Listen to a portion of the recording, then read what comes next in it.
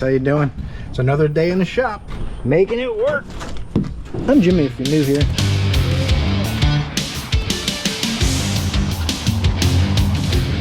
We're gonna do quite a few cool things today. We got quite a parking lot full of cars out there. Nice assortment, mix things up a little bit. Stay tuned. All right, came out here to make sure the bed panel's still looking as good as it did when I left Sunday. So you guys know too, I'm gonna be taking a long weekend, so I might miss uploading in 2 or 3 days. My dad's 80th birthday this coming weekend. My birthday's on Tuesday, his is on Sunday, so we're 2 days apart on birthdays. But just so you guys know, if I miss an upload or two, that's why. I appreciate you guys. I try to upload as much as I can. Thanks for watching. I really appreciate the support. Channel's doing great because of you guys. I'm gonna catch right back up on these uploads. I know sometimes you just don't have the time. You got to take a little family time. You know what I'm saying? All right, first job of the day. Hyundai valve cover gasket redo. This will be the second go round. Hopefully we got the right gasket this time.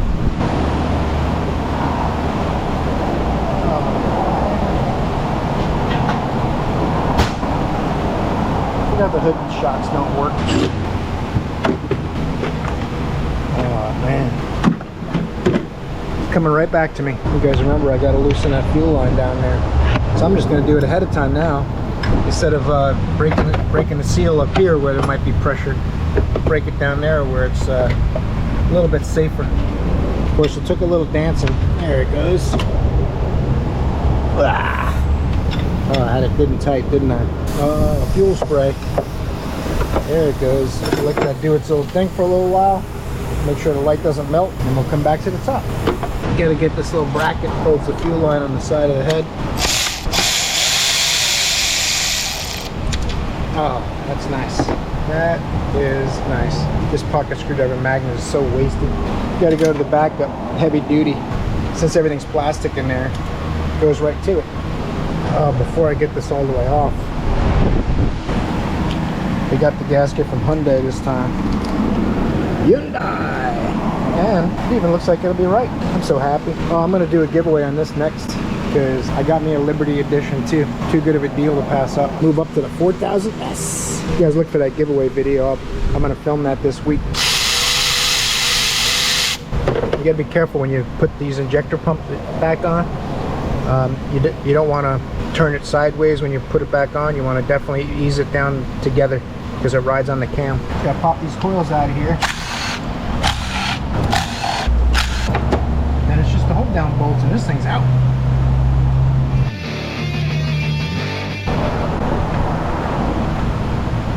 That's what I'm talking about. Record time. Alright, this is even the right gasket. Look at that thing, huh? The dealership knows what gasket it takes and the aftermarket doesn't. It's a common trend. You make sure there's like a tooth kind of thing every inch or so. I just make sure those are pushed all the way down. That's the only thing holding the gasket in while you flip it over. And then obviously you got to put silicone and joints down here where the cam cap meets the head. That's the only leak path that you have to add a little silicone. They put a nice notch in the gasket to help too, but the silicone finalizes all that. So this should be ready to go. A little testing. Nice. Wipe this all down, make sure there's no dirt, no excess oil. A little foam of oil won't hurt it. I use carb cleaner in these joints to make sure that's nice and oil free so the silicone will stick. This stuff's really good silicone for this application. Doesn't take much. Just like a 1/4 inch ball in the corner.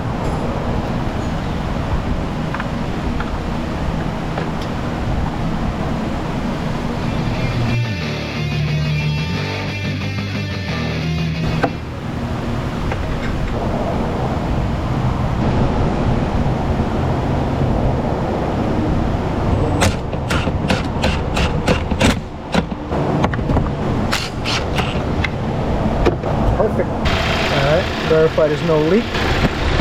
Everything looks good. Put the engine cover on there, take it for a little drive. This one's done.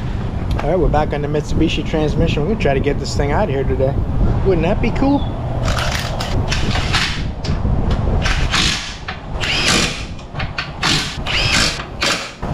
Put a little bit of grease on the seal area, so these seals might be a little dry, so I don't want to tear up the new seals. The axle's been sitting outside for a while. Might have to get a persuader. Get the axle straight as you can.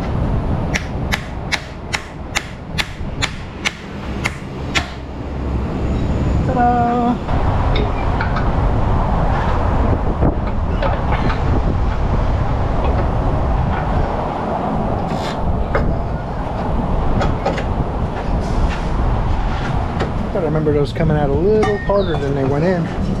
I'll take it. Try not to hammer inside here. That's where all the critical stuff is in the ball joint. Actually, a little too far in.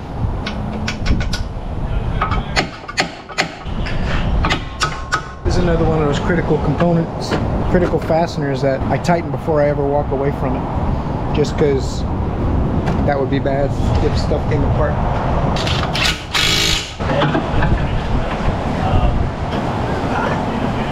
Careful now. There's no clip on this axle. The carrier bearing is bolted to the block that holds it in. So it goes right in.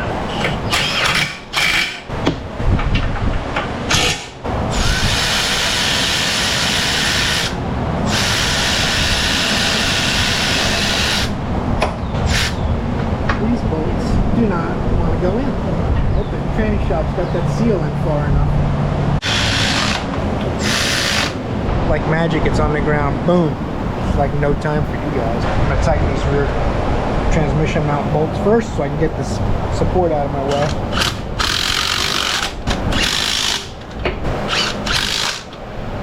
One of the things about the Milwaukee, I ride my fingers up kind of high. Every once in a while I'll hit this button and put it in neutral. Then I got to stop and reset the button.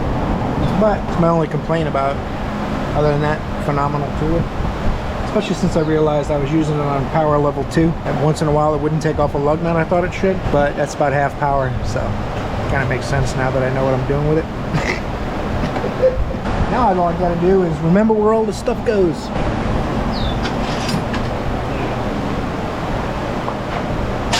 Had to be a little tricky to fit this in there, which means you gotta be tricky to get it out. Okay, it's coming back to me now. I had to pull this harness out of here.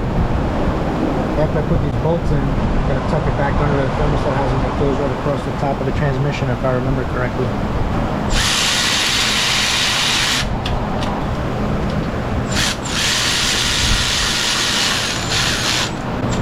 That's the top starter bolt.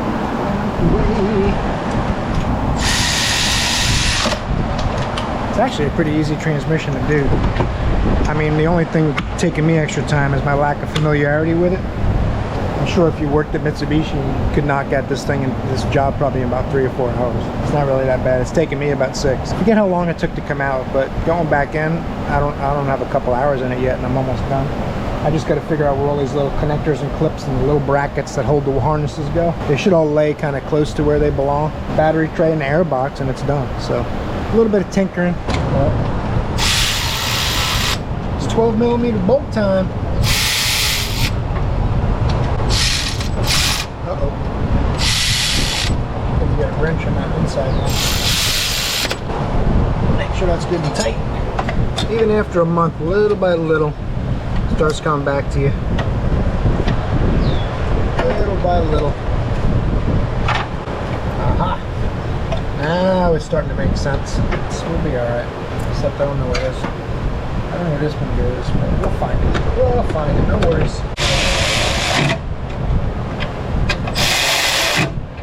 Gotta get this bolt in first before you put that on.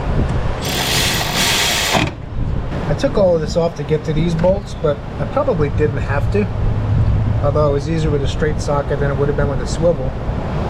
Swivel probably would have been messing around. Piece of cake, you know what I'm saying? Piece of cake. Upper hose, and we're in.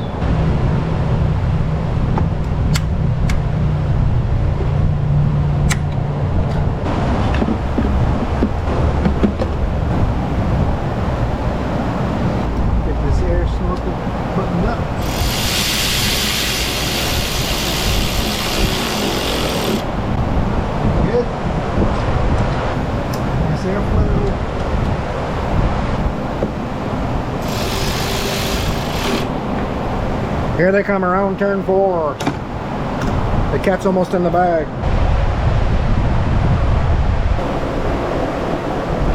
3 different kinds of green. I'll put 5 quarts of this in there and then we'll see how it is. Fire it up, check the fluid. Notice it's not red. You gotta be careful how fast you pour it too. It's a skinny dipstick. These things will back up. That dipstick's smaller than a 1/2 inch or so around. port nice and slow. 3 more to go. All right. Fired right up after sitting for a month. I don't see any leaks. I only put 4 quarts in, so get back here. I started thinking it's not that big of a transmission, so it's always easier to add fluid than it is to take it back out. So I put 4 in and checked it, and I had good fluid on the dipstick. So now that we run it a second, I'm going to check it again, and then the final step will be running it through the gears or reverse neutral drive, which really the only gears the CVT has, which will put fluid in all the passages just in case the transmission shop didn't have any fluid in it at all. I would hope they do some kind of testing or something, but let's do that.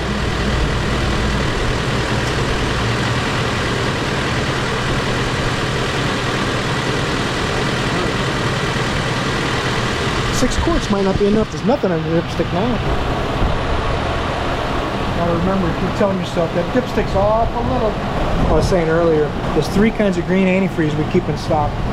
Asian green, domestic green for classics, and then there's a green chameleon antifreeze we have that kind of takes the color of whatever you put it in. It's called green extended life chameleon. That's what they want to start using on everything. I'm not too crazy about that, but the manufacturer says it's compatible with everything, just like the people that make universal transmission fluid. All right, after 8 quarts, I got something on the dipstick finally. Oh, it goes into drive. That's nice. Goes into reverse. That is good to see. Very good to see. Let's get some AC going in this thing. What do you say? Whew, it's a warm day today. The heat is building. I'm gonna go check the fluid again one more time now that I ran it through the gears. And then I'll be able to put the splash pans on. I don't see any leaks. We'll be good to go. Take this thing for a little drive.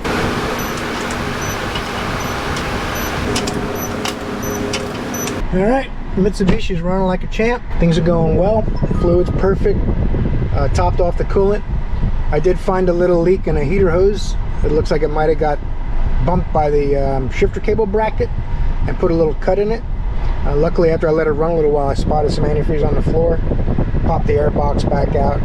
I just was able to cut about this much off the hose and slide it back on. Disaster averted. That's one of those things that you're really glad you find before you deliver the vehicle, of course. Now I got to go in here. I want to clear all my transmission adaptives. It might also have old codes. I'm not sure. I'm going to have to check. I'm going to clear codes. MPI, GDI, diesel, PCM. That's the PCM, basically. No diagnostic trouble codes. That's excellent. Special function. Learn value reset. Special function. Calibration value reset. They may still say, right calibration value. You have to say function. To save the ECU serial number. Wait a second. Oil degradation value 0. Exit. Not supporting this function. Calibration value reset is software. Control valve learning mode. Clear CVT oil degradation. Calibration value writing. Reset. Control learning value. Okay, that's a little better. Not support this function. Ah, that's terrible news. I'm going to try it with the engine off. Put the ignition on. Try it again. Not support this function. Oh, that's terrible news. I'm going to try a different scanner and see if it'll work with a different scanner.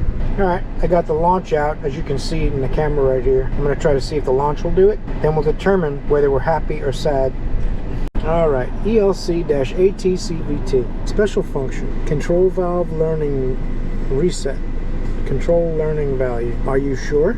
Not support this function. Okay, so none of my scan tools will reset the control valves. That is very unusual. Let's try something else. I'm going to see what it says for degradation level. CVT oil degradation level 0. That's what it's at. Interesting. I wonder why they won't let me do a reset. Well, there is another way. There is another way we can go about this. We can go drive it and see how it feels. If it's doing anything really weird, then we're definitely going to have to figure this out. Maybe you shouldn't have to reprogram it. The transmission came out of this car and went back in. But 99 out of 100 vehicles, you reset the transmission adaptives whenever you rebuild or replace a transmission. It has me a little bit concerned. We'll figure it out. We're going to make it work. 2005 high performance Nissan 350 Z car. 85,704 miles. Like a brand new car practically. That's nothing for a Nissan. This here has got some tire pressure codes, which customer asked to have the tire pressure checked. I already did that. They were about 31 pounds. It cost for 35. Probably just enough to put the light on. The vehicle speed signal error code is a concern. What he primarily came in for was his airbag light came on. And he has a B1035 crash zone sensor COM failure. So communication code. Crash zone sensors probably have a little module in them that communicates, and it probably stopped doing that. So luckily for me, it's lunchtime. I wanted to at least get these codes before I go eat, and it took about 6 minutes for it to go through all the modules and check to see if there are certain modules or not. We got it done. I've noted my codes down on my notepad. I'm going to grab something to eat, then I'm going to see what this code means and if this is a concern or not. I'll probably clear them out in the meantime, see if they come right back or not. We'll be right back. Codes came right back. Now I got something to do. This Nissan code is for this crash zone sensor, which is right here. So you gotta check it for wire problems and other such things. The sensors go bad pretty regular, but so do the connectors. So what I'll probably do is try to tap on it, wiggle things, see if anything will change. Then I'll try to clear the code, see if the code stays away. I don't feel any broken wires. I'm gonna bring up the data, see if I can see data for it. See whether it shows open, closed, or active, or anything like that. See what I can find. That makes me kind of sad. They don't let you have any data. I'll show you guys what it looks like. That's all they give you. Status, standard range, not available. So the only option I think I have on this car, I can't see any data. You can't go poking around with voltmeters and stuff with that. But what you can do is shut the key off, disconnect the battery for a few minutes, let it discharge, unplug the connector completely. It should change what that code is if the problem's in the sensor. So let's do that, see what happens with that. Alright, I got it unplugged, got the battery hooked back up. Now I'm going to see if my code changes. Turn the key on. Joe's on vacation this week, by the way, and I'm leaving Friday. I don't know if I think I might have mentioned earlier, but I'm going to visit my dad for the weekend, so I won't be here Friday. We got a lot of cars out there. Just trying to knock them out one at a time. You can't just look at the parking lot full of cars and get overwhelmed. You got to get that one car done, pull it out. Hopefully we'll get a code here in a second, see if we get a new one. Well, that tells me the sensor's possibly open because I've got the same exact code as I had when it was plugged in. That is interesting. Alright, let's see if we can figure something else out. Maybe I can find out what the resistance of that sensor is. And it's a two-wire connector. If I can find out what the resistance is supposed to be, like an airbag's usually 2 ohms, but I don't know what the sensor is, I can put a resistor in there and see if that changes the code. Let's do that. Let's look that up. Alright, man, we're going to get this sweet Ford Thunderbird in the shop. Do a little front end work. It's getting up the ball joints, tie rod, outer tie rod ends, and sway bar links. So then we're going to do an alignment, which they actually came in for an alignment, but the front end's in such bad shape we couldn't do one. 78,364 miles on this 03 Thunderbird. All the rubber deteriorates on these things real bad, and then when the rubber around the ball joints and tie rod ends goes bad, water gets in there, rusts them out, and then they get lots of play in them. So that's what happened to this one. Let's get in there and start on it.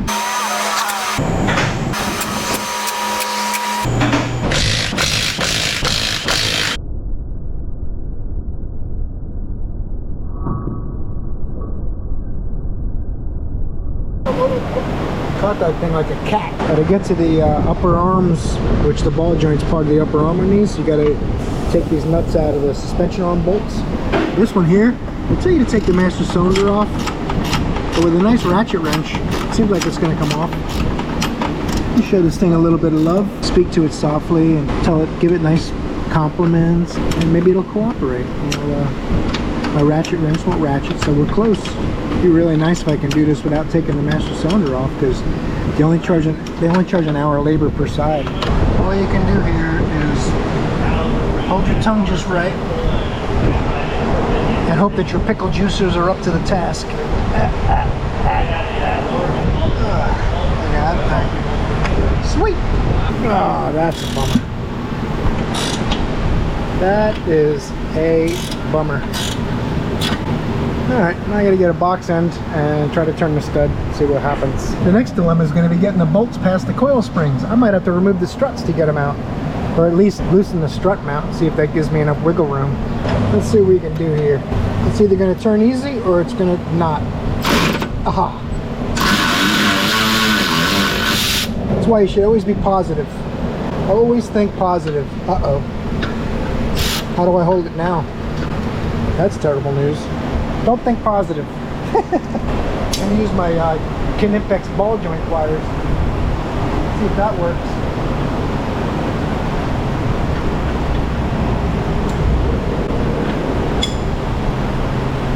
See? That's all they're complaining about, no big deal. I gotta take the sway bar links out and replacing them anyway. To get the strut out of the way to do the upper arms, I gotta get this bolt out, and the bolt goes towards the sway bar link, of course. And when I turn this, it's only gonna go half a turn and spin the stud. So, I bought all the appropriate tools though. As long as you break the bolts loose first, the nuts, then you'll be able to turn the stud fairly easily after that. This was a little rusty. Taking some of you northern guys home on this ride. There it goes.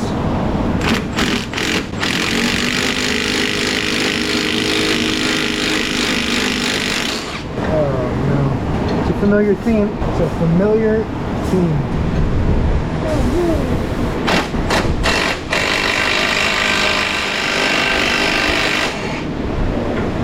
Oh my goodness gracious. Had to get out my trusty Knipex sway bar link pliers. This should do the job. Just that last 3/4 of a turn, the stud wasn't locked. Just if this had just a little bit more of a nut on it, it would have gone all the way. But you know how it goes. Yeah, jeez Louise. Normally a fairly simple task. All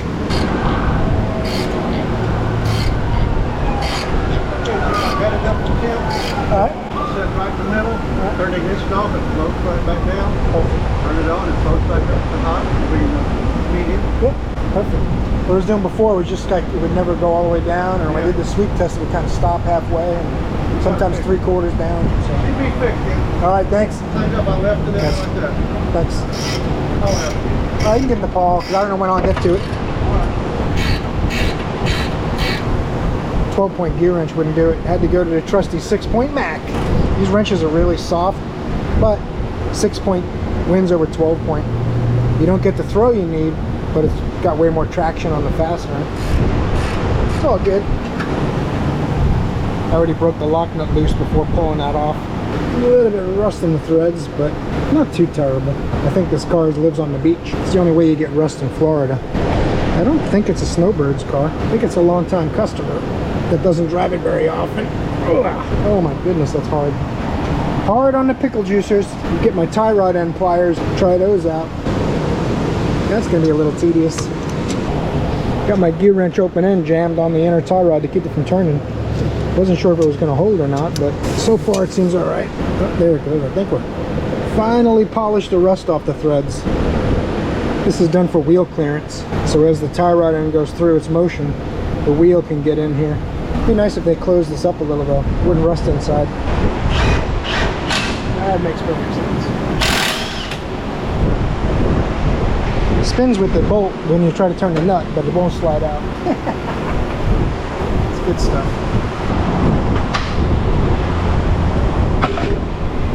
It's easy, man.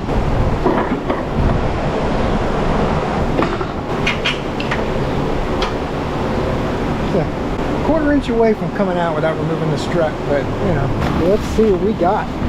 Oh my goodness, look at how beautiful. Look at that. That is spectacular. This thing's going to be show ready in no time. You got to watch out too on these. The ball joint's offset. You go between the bushings, the center's about here. The ball joint's towards the rear. There's a right and a left arm, they're not the same. I've seen some cars come in with them backwards. And it makes it so you can't get the caster right. There's a reason it's got a kickback, is to tilt the spindle back. That's where your caster adjustment comes from, which gives you stability on the road and helps with cornering.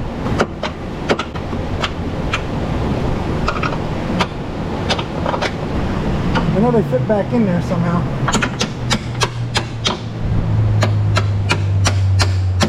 Once in a while you got to show them who's boss. They don't want to go on their own, so we'll just lift the strut back up in here.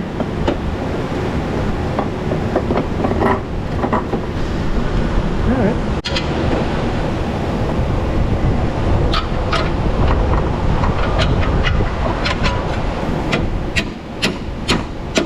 Don't panic, the end of the pry bar is made for that. At least that's how it seems to me.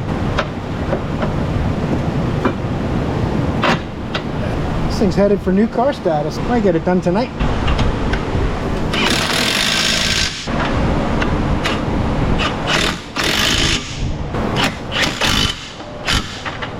sway bar link and the outer tie rod.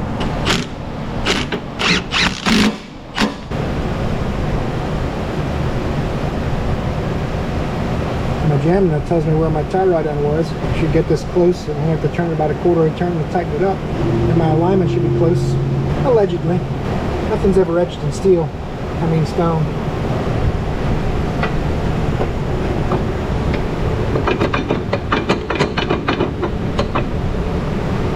Don't get too crazy, because you gotta get your nut on there. I am using the old lock nuts because it has a flange. The replacement nuts that came with this don't have any flange on them. I'd rather have the flange nut, so I apologize to anybody that's offended by seeing me putting the used nut back on. But in reality, it's the better way to do it, because the factory nut is much better than the replacement nut.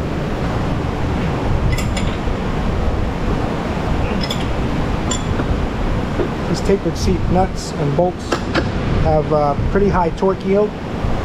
Some of my viewers who love German cars would say Guten tight.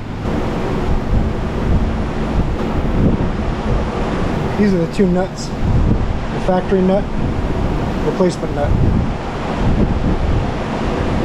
Better nut.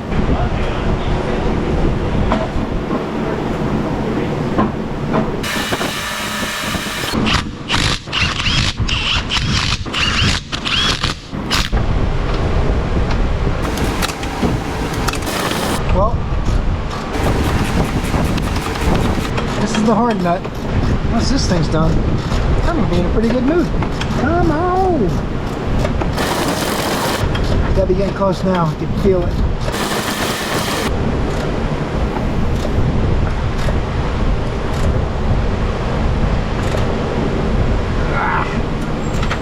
I'm gonna call that good and tight. Alright. Driver's side is done.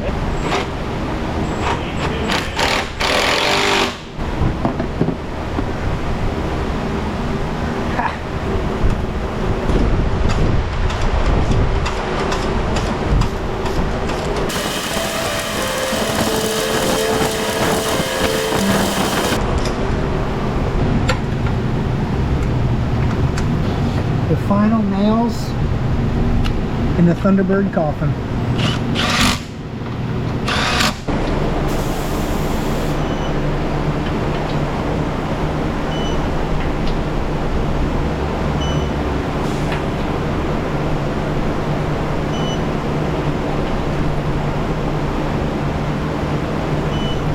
Well, I thought I'd be getting it done tonight, but I've just been informed they added an oil change.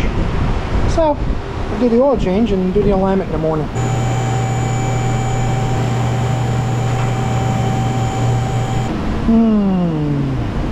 Anytime you see a weird notch in the wheel, that's where the cap goes. Get a rubber mallet, don't use the pickle juicers, dang it. That's not me, it's got a scratch.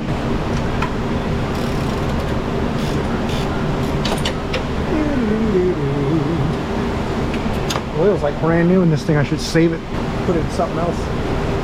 This is one of those. It's been 6 months. Should I change my oil again? Watch this. Look at that oil. Oh my goodness gracious. That's how it usually looks going in.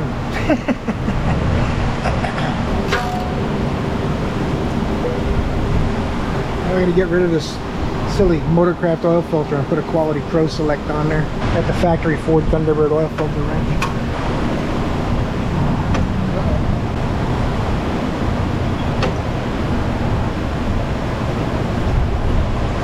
Thank God I got that oil out of there just in time.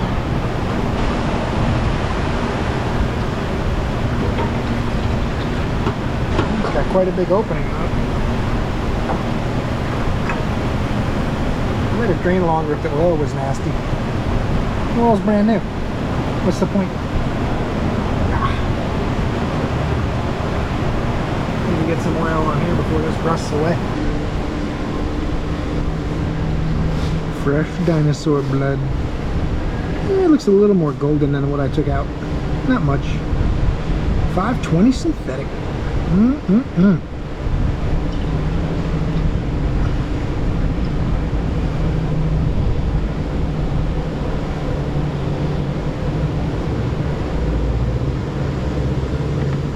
right, man, we're locking this thing down. Hope you enjoyed today's video. Make sure you torque that like button. Subscribe. See you in the next video.